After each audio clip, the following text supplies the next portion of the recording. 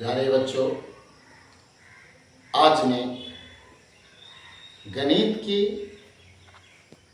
उन बिंदुओं को बतलाने जा रहा हूं जिसका हमारे जीवन में बहुत ही महत्वपूर्ण स्थान है। जीवन भर इस बिंदु का काम होता है। इसमें है भाग यानी डिवीजन, और भाग देने की क्रिया को बहुत ही आसान तरीके से मैं बताने जा रहा हूं। इस पर अगर आप थोड़ी सी आप ध्यान दीजिएगा तो आसानी से समझ जाइएगा। सबसे पहले हम ये समझते हैं कि जिससे भाग देते हैं उसे क्या कहते हैं। इसलिए कि जिससे हम भाग देते हैं उसको कहते हैं भाजक, और जिसमें भाग देते हैं उसको कहते हैं भाज्य यानी डिविडेंड। और भाग देने के बाद हमें जो फल प्राप्त होता है उसको कहते हैं भागफल, क्वेश्चन। और अंत में जो कुछ बच जाता है उसको कहते हैं रिमाइंडर, शेष फल। तो भाग हम कैसे देते हैं?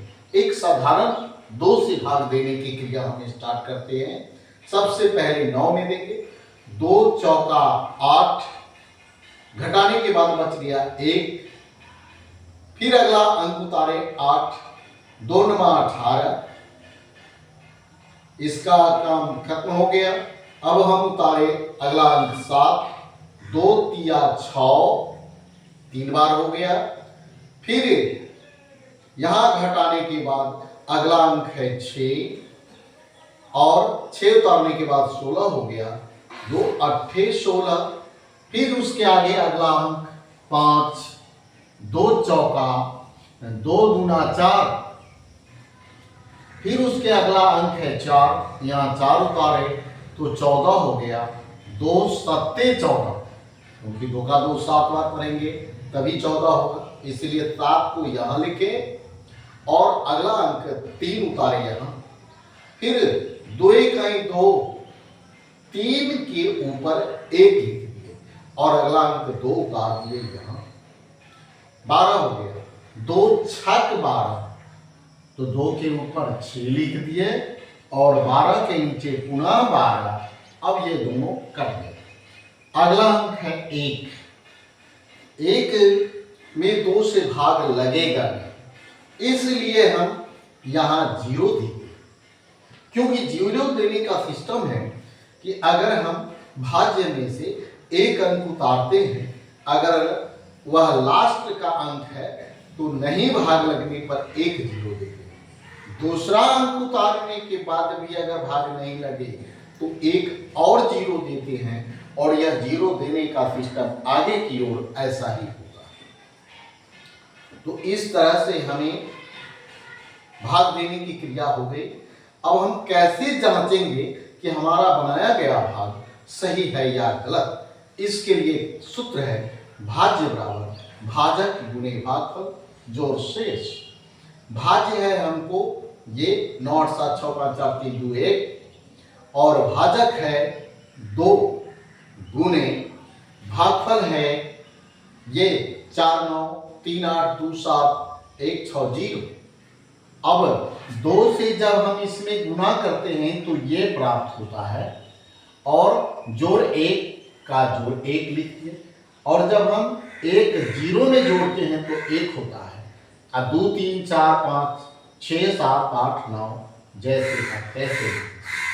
इस तरह से हम देखते हैं कि जो इधर भाज्य में था वही चीज हमारा इधर गुना जोड़ने के बाद आया है। अगर यह दोनों बराबर हो गया तो हमारे भाग बनाने की क्रिया सही है। अगर दोनों अगर नहीं मिलेगा तो समझ जाएंगे कि हम जो भाग बनाए हैं वह गलत है। इस तरह से हम भाग बनाने की क्रिया और भाग बनाने के उपरांत जांच की क्रिया दोनों को बतला। उसके बाद है असेंडिंग ऑर्डर और डिसेंडिंग ऑर्डर, ये दोनों का चिन्ह है यह। अब इस दोनों में कौन छोटी संख्या है, कौन बड़ी संख्या है, तो छोटी संख्या को ही चुनेंगे। तो इधर देखते हैं 375 है, इधर है 537, इधर सैकड़ा का जगह पर 3 है, इधर सैकड़ा के जगह 5 है।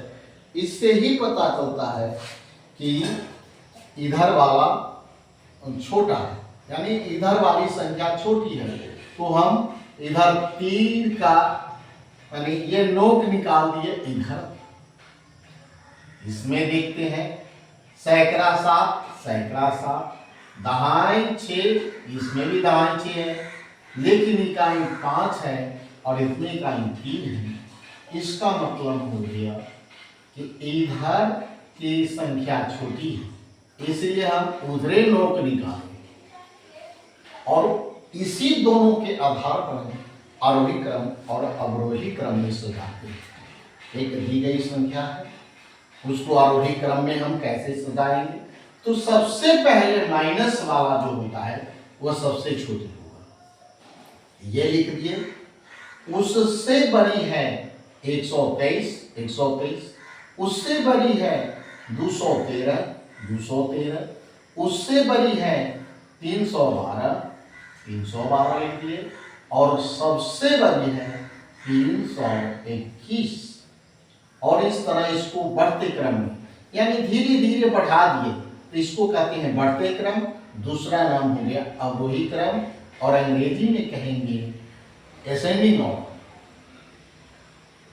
अब इसी को हम डिसेंडिंग ऑर्डर में अवरोही क्रम में कैसे सजाएंगे, जस्ट इसका उल्टा कर देंगे, क्योंकि इधर जो सबसे बड़ी है लास्ट में, इधर ले आएंगे सबसे शुरू में, और उससे छोटी ये है, उससे भी छोटी 213 है, उससे भी छोटी 123 है, और उससे भी छोटी -405 है।